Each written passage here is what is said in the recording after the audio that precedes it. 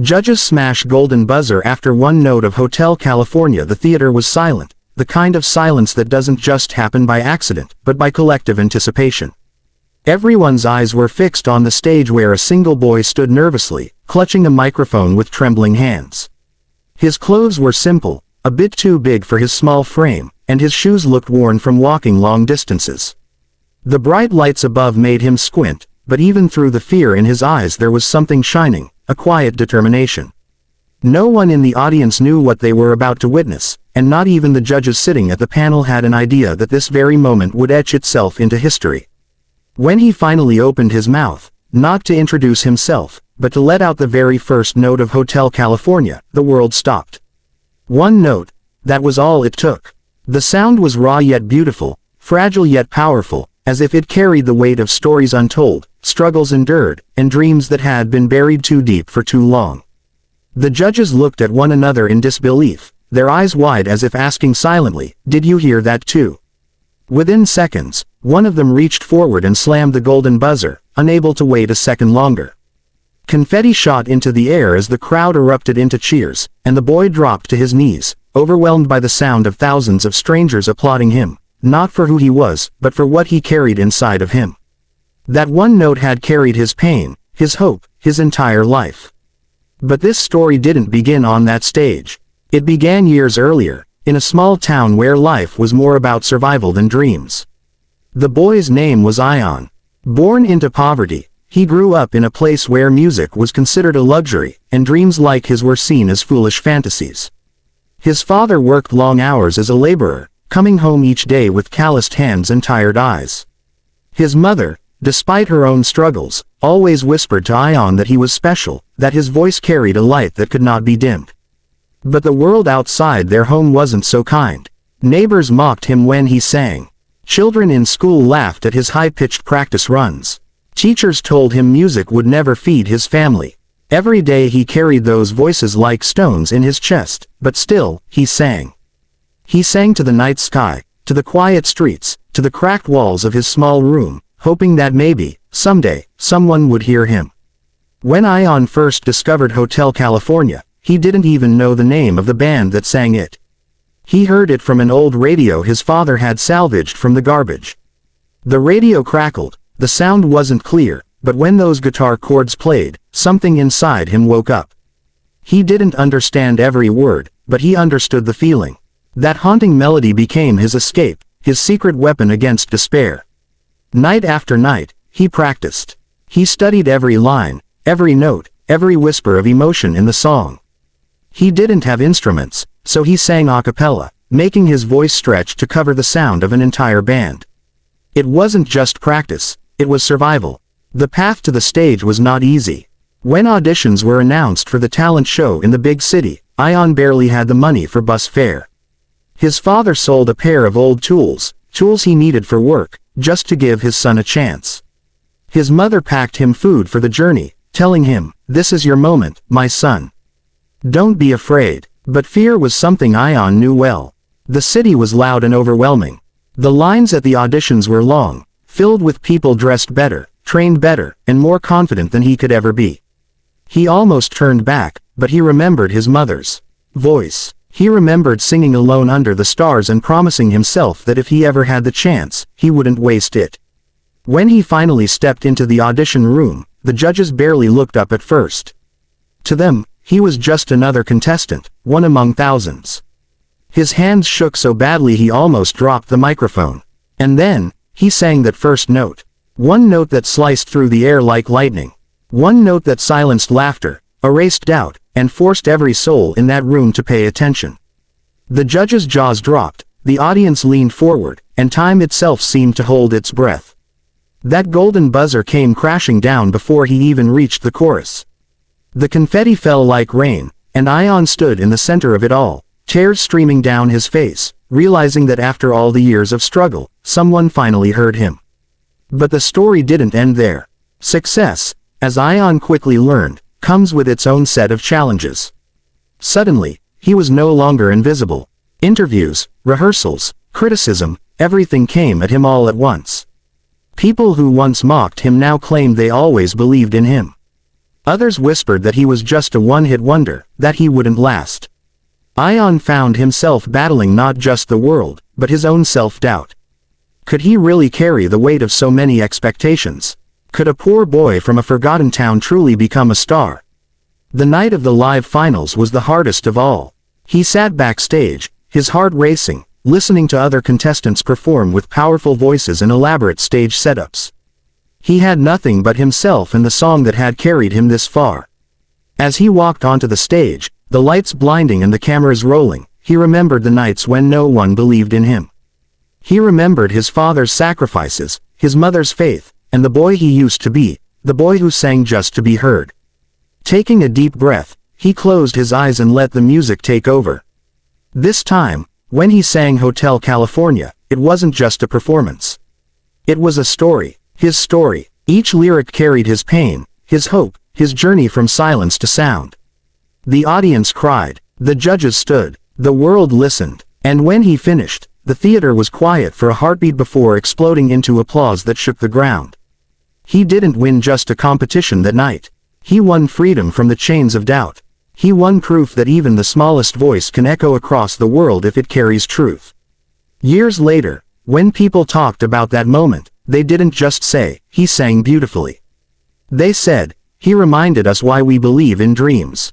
Ion's voice became more than music, it became a symbol of hope for those who had been told they were not enough. For the poor child practicing alone. For the dreamer mocked by others. For anyone who ever thought they should give up. He showed them that sometimes, all it takes is one note to change everything. In the end, the story of Ion was never just about a boy who sang Hotel California. It was about resilience, about love, about believing even when the world tells you not to. It was about a golden buzzer pressed after one note, not because the judges heard perfection, but because they heard truth. And the truth is this: no matter how small, how broken, or how forgotten you feel, your voice matters. And one day, if you dare to use it, the world will hear you. After the golden buzzer moment, Ion's life changed in ways he could never have imagined.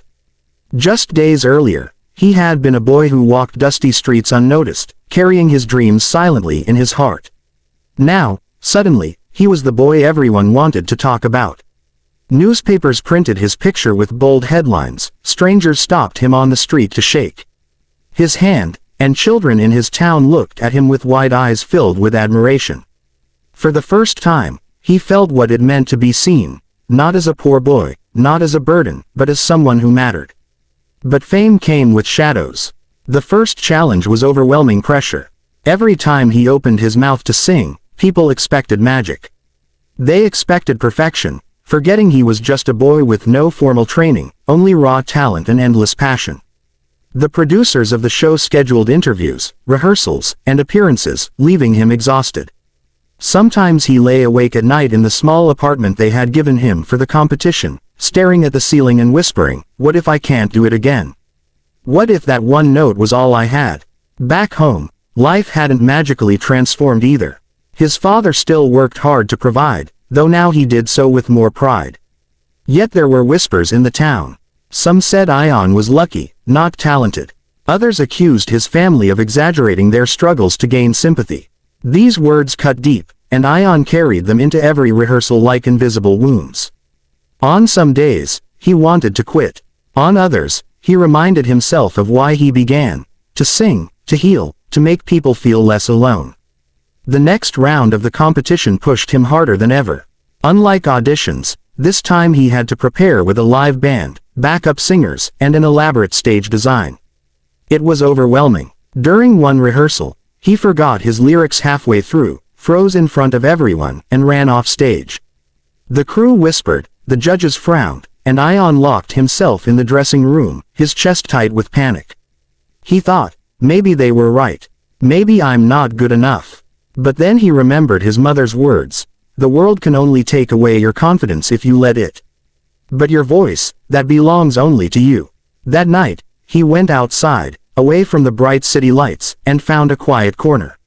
He sang alone, just like he used to in his village. No microphones, no cameras, no expectations. Just him and the song. In that moment, he remembered who he really was: not a contestant, not a headline, but a boy who sang because he couldn't not sing. When he returned to rehearsals the next day, he walked with his head a little higher. When the live semifinals came, Ion stood center stage again. This time, the crowd was bigger, the lights brighter, the stakes higher. The music began, and fear tried to crawl up his throat, but he pushed it aside. He sang, not for the judges, not for the cameras, but for the little boy he once was, the boy who dreamed with an old broken radio in his hands. His performance was shaky at first, but as the song built, so did his courage. By the final note, the audience was on their feet, and tears streamed down his face. But challenges didn't stop. As the finals approached, another test awaited him, his health. Weeks of stress, sleepless nights, and constant rehearsals began to wear him down. His voice cracked during practices, and he developed a cough that refused to go away. Doctors warned him to rest, but resting wasn't an option. He feared letting everyone down, especially his parents who had sacrificed so much. The night of the finals, he could barely speak without pain. Backstage, he held a cup of warm tea, his hands trembling not just from nerves but from weakness. He thought of backing out. He thought of telling the producers he couldn't go on. But then he looked into the audience from behind the curtains and saw his parents sitting there, holding hands, their faces glowing with pride. In that instant, he knew, no matter how broken he felt, he had to sing. And when he stepped on stage and the music of Hotel California began, something miraculous happened. His voice, though strained, carried a depth it had never carried before. Every crack, every imperfection became part of the story. The song didn't sound polished. It sounded real. People cried not because it was flawless, but because it was honest. By the time he finished, the theater was silent, heavy with emotion, before erupting into applause that felt like thunder. He didn't just win the show that night, he won hearts. He won respect. He won freedom from every voice that had ever told him he couldn't. And though trophies, fame, and money would later follow, none of it mattered as much as the look in his parents' eyes, the look that said, "You did it. You proved them wrong. You proved yourself right." From that night forward, Ion's life became a journey of sharing hope.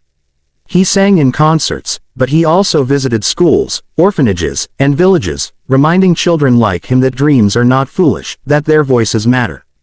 Whenever people asked him what kept him going, he always said, it wasn't the golden buzzer. It wasn't the trophy. It was the belief that even a single note can change a life, if you dare to sing it. And so, Ion's journey, from a boy singing to the stars with nothing but a broken radio, to standing under golden confetti as the world listened, became more than just a talent show story. It became a reminder that no dream is too small, no background too humble, no voice too weak to be heard. The golden buzzer moment wasn't the end, it was only the beginning of a life dedicated to hope, courage, and truth. Years later, when people looked back at that performance, they didn't talk about the stage lights or the applause. They spoke about the way one note carried the weight of an entire life, and how it awakened something in everyone who heard it. Ion's voice told them that pain could turn into beauty, that struggle could lead to triumph, and that the world always makes room for those who refuse to give up. His story was never about perfection. It was about persistence. It was about daring to believe in yourself when no one else does. And as he often told young dreamers who came to him for advice, you don't need the world to believe in you. You only need to believe in yourself. Because one day, one note, one moment of courage, can change everything. And with that truth, his legacy lived on, not in trophies, not in fame, but in every dreamer who dared to sing their own note. Glowing star, no matter where you come from, no matter how many times people doubt you, your voice, your dream, your heart matters. A single note, a single step of courage, can change not only your life but the lives of everyone who hears your story. Believe in yourself, even when the world does not, because sometimes, all it takes is one moment of bravery to turn dreams into destiny. Glowing star.